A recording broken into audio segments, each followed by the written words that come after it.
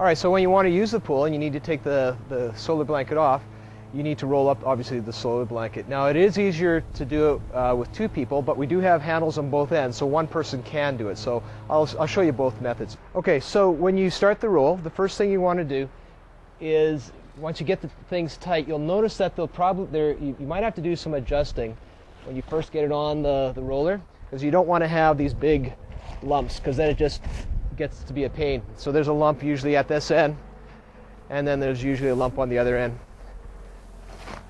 So then, because we got two handles, you can just sort of keep rolling it and keep your eye on it, making sure. I usually watch this edge and then I watch for lumps. So as I need to adjust the edge, I pull it over if I see that's pulling that way. Now I see there's a wrinkle happening on that end, so I have to stop. And today is an unusually windy day, so usually you're not battling the wind.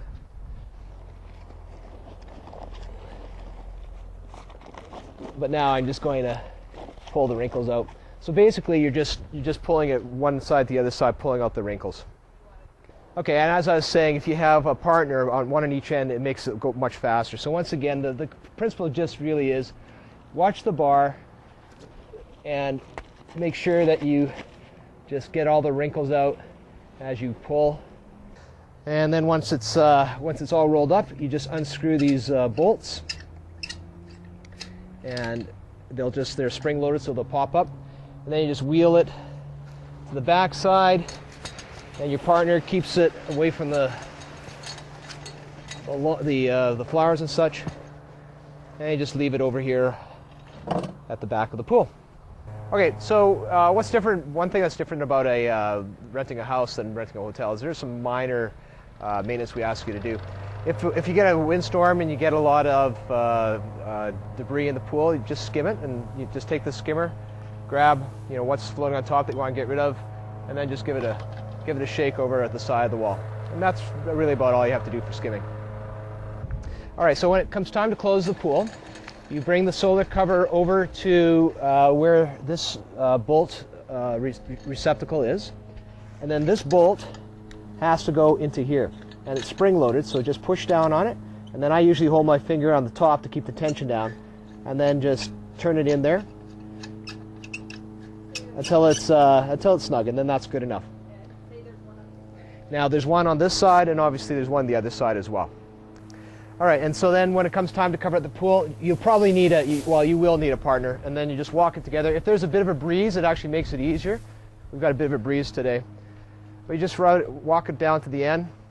And then one person could stay at the deep end, and the other person can walk back to where the roller is.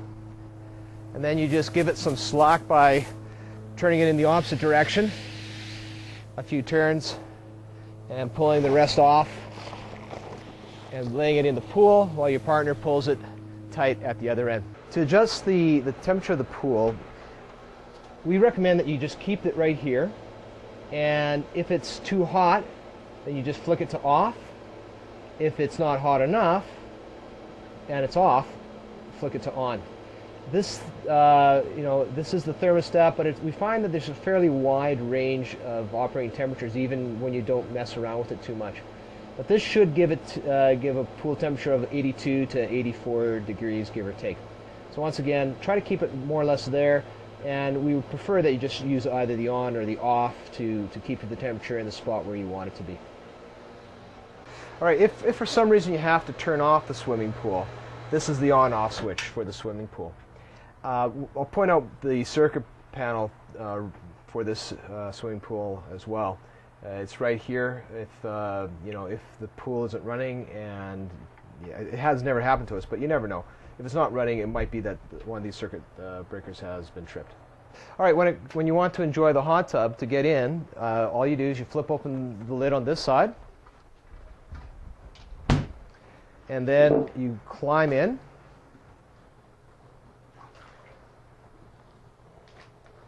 And then you flip the lid up on the edge here. And there you go. All right, so not every controller on the hot tub is actually activated. I guess they use this controller for various models. But the parts that are active is the temperature. So if you want it hotter, you go hotter or colder. Jets 1 works. Press it 1 to start it if it isn't running already. And press a second time to get it on high speed. Jets 2 does not work. It'll light up, but there isn't a second motor on here. Air does not work, and the light doesn't work. If you want to add more agitation to it, you control the amount of bubbles with these air controllers here. Now, once it reaches a certain temperature or a certain time, it will turn itself off. So if you're in the hot tub and it turns itself off, it's not a problem with the tub. It's just that's the way it's designed. One thing that we do ask you to keep your eye on is the water level of the hot tub. If you have a lot of people in the hot tub, what will tend to happen is water will overflow, and then when people leave the hot tub, the water level will go down. And we never want to have the water level lower than this filter level. If we do get it lower, then what will happen when the pump runs is it'll suck in air, and you might get an airlock, and then the tub just won't operate properly on you. So if you're noticing the water level is getting a little bit low, just grab a garden hose and fill it up with the water. It's even fine to leave it at all the way to the top, and then have it overflow as people get in, and it'll just find its own proper level. When to come out, everything is just in the exact opposite. Just pull the lid down, step out, close the lid. Try not to let it slam. So I usually close it halfway, bring it down, and then slide it shut. All right, if you want to use the lamp post at night, there's only one way to turn it on. I'm talking about this lamp post here. There's only one way to turn it on, and that's the light switch, which is located at near its base. So way down here, we have a little switch, and you pull down to turn it off, and you push up to turn it on. So when you go to bed at night, if you could just pull it down to turn it back off again. Okay, when you want to light the barbecue, the instructions are right here, starting there all the way down to there, and then it begins over again in French. But basically, it's quite simple. Just take and turn to where the lightning bolt is, and it should just start itself. So push it in. Flames going. You can hear that. Snapping sound. The snapping sound is the electrical starter.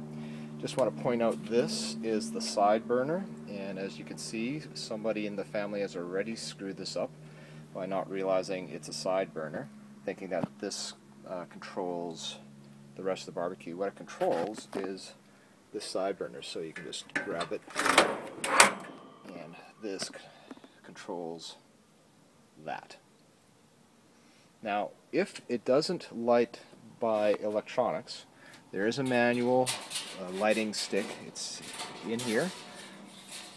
Basically what you do is you attach a match through the split ring, start up the match, and then you put the light in the lit mat, you turn on the gas to max, and then you take the match, insert it down the hole here, and you'll shove it down there, and it will light.